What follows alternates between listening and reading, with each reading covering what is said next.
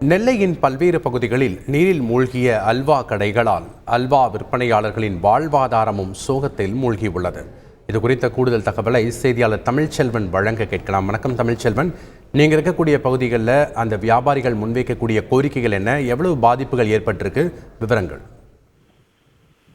திருநெல்வேலி மாவட்டத்தில் மழை வெள்ள பாதிப்பால் மக்கள் பெருமளவு பாதிப்பை சந்தித்துள்ளனர். குறிப்பாக திருநெல்வேலி மாவட்டத்தில் சிறப்பு வாய்ந்த சிறிய வகையிலான அல்வா கடைகள் அதிக அளவில் செயல்பட்டு வருகிறது. திருநெல்வேலி என்றாலே முதலில் நினைவுக்கு வருவது அல்வா தான். அந்த அளவிற்கு சிறப்பு வாய்ந்த அல்வா விற்பனை கடைகள் தண்ணீரில் மூழ்கியதால் அவர்களுடைய வாழ்வாதாரம் கேள்விக்குறியாக உள்ளது. குறிப்பாக மிகுந்த சோகத்தில் ஆழ்ந்துள்ளனர். மழை வெள்ளத்தால் அல்வா கடைகள் மூழ்கியதால் விற்பனைக்கு வைக்கப்பட்டிருந்த அல்வா பாக்கெட்டுகள் அனைத்தும் தண்ணீரில் மூழ்கி வீணாகியது. தற்போது சபரிமலை சென்றுவிட்டு வீடு திரும்பும் பக்தர்கள் திருநெல்வேலி வந்து அல்வா வாங்கி கொண்டு செல்வது வழக்கம். அதற்காக ஒவ்வொரு கடைகளிலும் கூடுதலாக ஸ்டாக்குகள் தயார் செய்து வைத்திருந்தனர். அனைத்தும் மழை வெள்ளத்தில் மூழ்கி வீணாகியதால் வியாபாரிகள் வேதனையில் ஆழ்ந்துள்ளனர் சொல்லலாம். கடையில் வைத்திருந்த அல்வா, அதே போன்று தராசு மற்றும் கல்லாப்பெட்டி உட்பட அனைத்து பொருட்களும் தண்ணீர் அடித்து செல்லப்பட்டதால் வேதனையில் இருக்காங்க.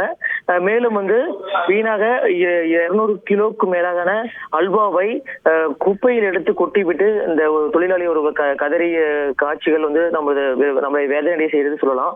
திருநெல்வேலி அல்வாவை மீண்டும் தயாரித்து மக்களுக்கு விற்பனை செய்ய வேண்டும் என்றால் ஒரு வாரத்திற்கு மேலாகும். அதற்கு வேறு யாரிடமாவது கடன் வாங்கிதான் மீண்டும் வியாபாரத்தை துவங்கும் நிலையில் உள்ளதாகவும் வியாபாரிகள் வேதனை தெரிவித்தார்கள். அதே போன்று கடன் வாங்கிதான் வயிற்று பசிக்காக தற்பொழுது சிறிதளவு அல்வா தயாரித்து விற்பனை செய்து வருவதாகவும், போதிய இருப்பு வேண்டும் என்றால் இன்னும் ஒரு வாரத்திற்கு மேலாகும், அதற்கும் கையில் பணம் இல்லாததால் கடன் வாங்கிதான் அதை துவங்கும் நிலையில் உள்ளதாக தெரிவித்திருக்காங்க.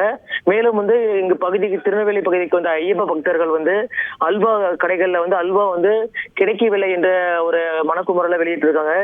மேலும் இங்க அல்வா கடைகள்ல அல்வா வாங்கி கொண்டு செல்லலாம் என்று வந்த போது அனைத்து கடைகளும் மூடியுள்ளது. மேலும் சில கடைகளில் இருந்தாலுமே அங்கும் ஸ்டாக் இல்லை என்று கூறுவதால் அல்வா வாங்காமல் வீடு திரும்புவதாக ஐயப்ப பக்தர்களும் தெரிவிச்சிருக்காங்க.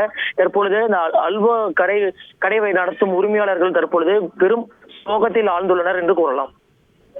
நன்றி தமிழ்ச்செல்வன், உங்களுடைய தகவல்களுக்கு. செய்திகளை உடனுக்குடன் தெரிந்து கொள்ள உடனே சப்ஸ்கிரைப் பண்ணுங்க.